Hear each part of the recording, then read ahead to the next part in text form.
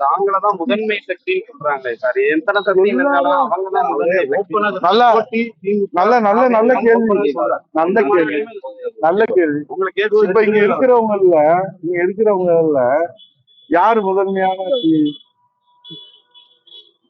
இங்க இருக்கிற டிவில புதிய தலைமுறையா, சன் டிவியா, பாலிமர் டிவியா, தினத்தந்தி டிவியா, நியூஸ் 7-ஆ, நியூஸ் 8-னா, இது யாரு இருக்கா?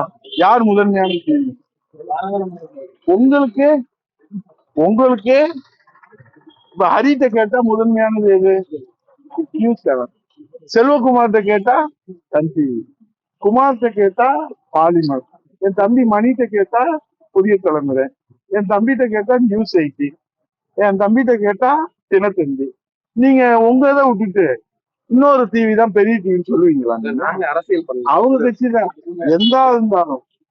எதுவா இருந்தாலும் காக்கைக்கு தன் குஞ்சு பொன் குஞ்சு.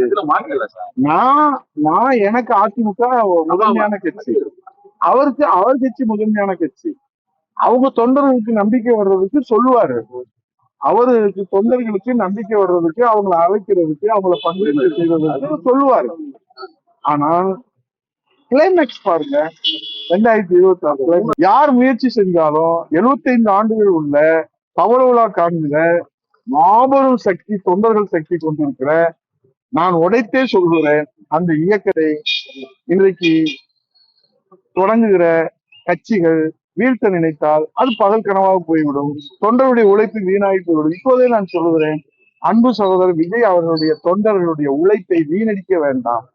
அந்த தொண்டர்களுடைய ஆற்றலை, சக்தியை, எனர்ஜியை, அந்த தொண்டர்களுடைய விருப்பத்தை ஒரு தலைவராக இருந்து அவர் நிறைவேற்றினால்தான் அவர் தலைவராக தொடர்வதற்கு தொண்டர்களுடைய ஆதரவு கிடைக்கும்.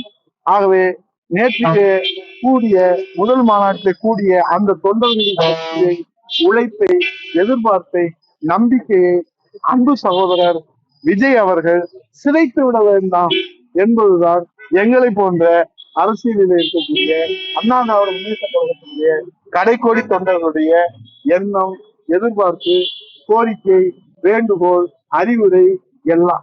செய்திகளை உடனுக்குடன் தெரிந்து கொள்ள கீழ்கண்ட கேபிள் மற்றும் டிடிஹெச் நெட்வொர்க்குகளில் எம்நாடு செய்தி தொலைக்காட்சியை காணுங்கள். பாதகம் செய்பவரை கண்டால் நாம் பயம் கொள்ளலாகாது பாப்பா.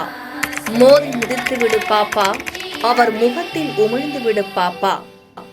அண்மை செய்திகளை உடனுக்குடன் தெரிந்து கொள்ள இணைந்திருங்கள் எம்நாடு தொலைக்காட்சியுடன்.